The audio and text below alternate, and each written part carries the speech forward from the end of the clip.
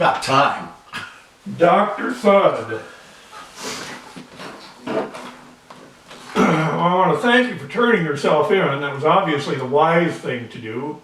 I don't want to get arrested at a gig. That's good thinking. All right, so you've got quite a list of priors here. So I'm going to go a little bit of, we're going to do a little bit of history work here. It says here that you started taking piano lessons at a young age. I did. And about how young was that? Oh, geez. Probably about, I want to say, I don't know, 13, 14, right in there. Maybe, yeah, probably then. And you can still play piano? A few notes. That's about it. A few notes is it? I haven't kept up on it. We'll put it that way. You didn't keep up on it. No. All right. Actually, kind of wish I had. Okay, so then you ventured in and made a home lighting show, a homemade light show for a friend. I did. Well, I made it for myself because you know I like tinkering around with stuff, and but I originally put it together for a DJ show, well, for a band, a friend's band that I was going to be a tech for, I guess. I didn't know really what to call it back then, but yeah, so I put together a homemade light show, and lots of floodlights and conduit for truss and things like that. And yeah, did back in the, that'd be way back, probably, let's see, probably mid-70s, mid to late 70s. You'd have been about how old then? I was probably early in high school, so 16-ish, something like that. Okay, so then you ventured into being a disc jockey. Was that what I read? Yes. It kind of came about. I had the light show and I ran it with a couple of basically little garage band projects, and then a couple other friends of mine had a DJ thing that they were doing. They had a little contract with our local schools, and where I'm from, Creston, and to do junior high and high school dances. And they didn't have much, if any, of a light show, so they invited me along, and then eventually that turned into me buying the operation from them when they decided to get out of it. Okay, now this is a very important question. You need to consider the answer carefully. At any time, did this involve disco? Yes, it did. I'll come clean. It was the 70s, you know. That's I know there was rock music, and we played a bunch of that too. Actually, one of the songs that we enjoyed as a group that I actually did my first pyrotechnics to, if you will, would have been Cheap Trick, Ain't That a Shame. Ain't That a Shame. Yeah, so there was rock music, but yes, it was the 70s, and the crowd dictated. The crowd wanted disco. Wanted some disco, yes. Well, isn't it a good thing that life has changed? Yes, it is. Yes, it is. That's a dark period. A dark period in American history. Yes. Okay, so moving on. Now, apparently, the records that we have, you worked with Head East for a little bit. Was that? That was my first show that I ever did production for, and the band I was with at the time, The Last Band on Earth. The Last Band on Earth. The Last Band on Earth, a country rock band. We were kind of the house bandish, I guess if you could call it that, at a local club. And they wanted to get into having bigger shows, and Head East was the first one they did, so I put together the PA and lights for that with the help of a... This was a one-time gig? Yeah, local music store. Yeah, one-off kind of thing. So. Okay, and this was what year? Oh, that had to be closer to probably 80, 81. 80, right in 81? there. Yeah. Okay. Now I read Ruby Starr on the list. Was she at one time the backup singer for Black Oak, Arkansas? She was. At this point, it was she was with a band called Ruby Starr and the Gray Star Band, which also included Michael Findling, Chainsaw. Chainsaw, really? He was the other lead vocalist. There was Ruby Starr and Mr. Findling. That was meeting with him. So Interesting. Okay, Badfinger. Tell us a little bit about this encounter. that, well, I didn't think as much as I should have at the time. Probably one of the early highlights of things that I did, because I actually got to meet Joey Mullen. Okay. The only guy that was in the actual band. Original. Yeah, left in the band. And they were he had a very good group of musicians.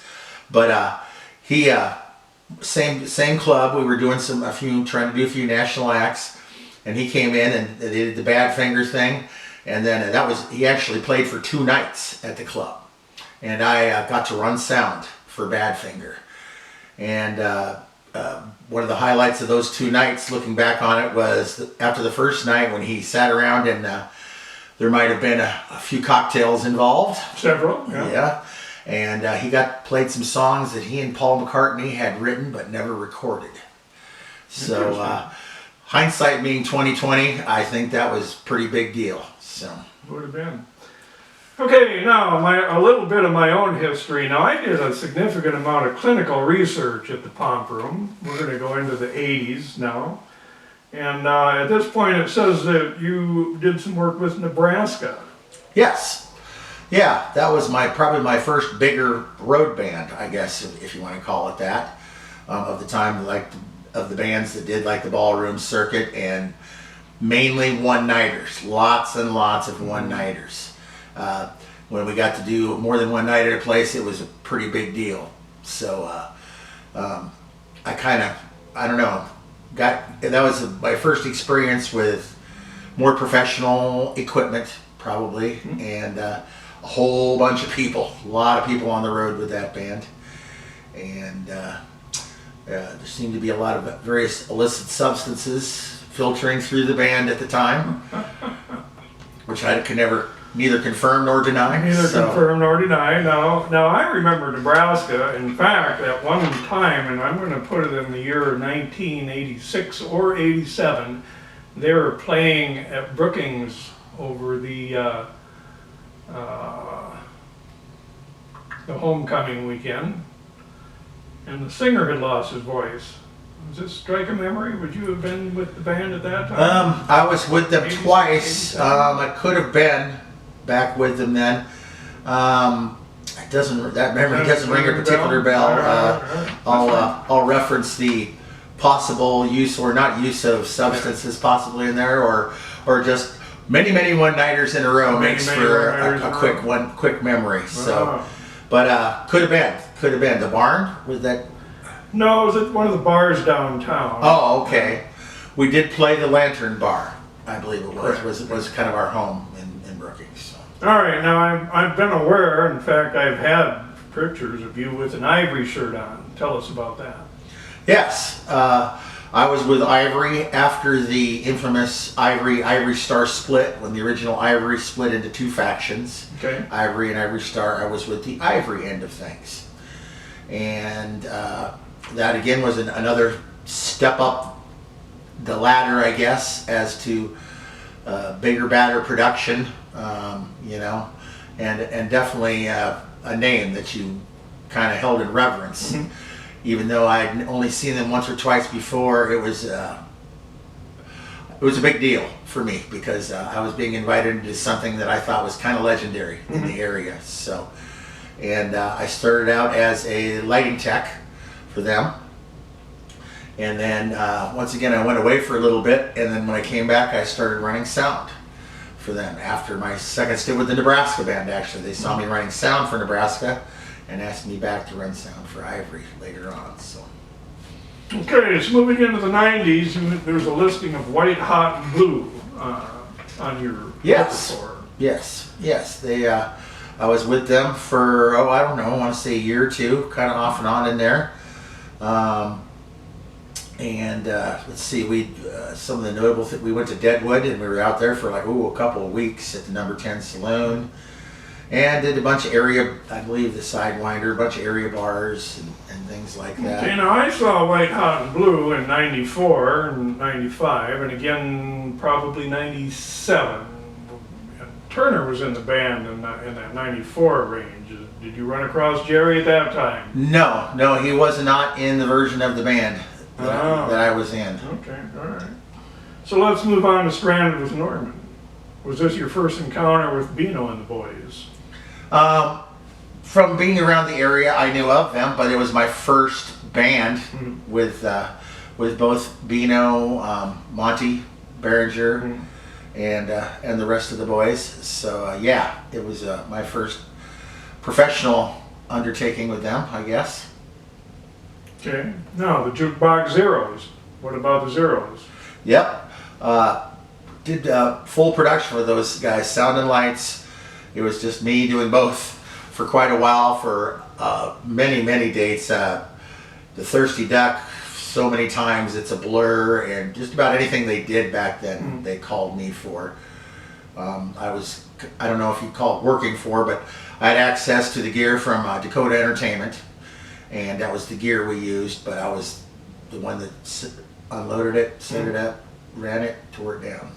Okay, Rock and Roll Damnation. Same basic thing from the Jukebox Zeros. I kind of, Jason being in both, I got the gig for Damnation. Now, was this at the time of the original singer or with Tim Bakke? This is with Tim Bakke. Okay. Yes. All right. Yes.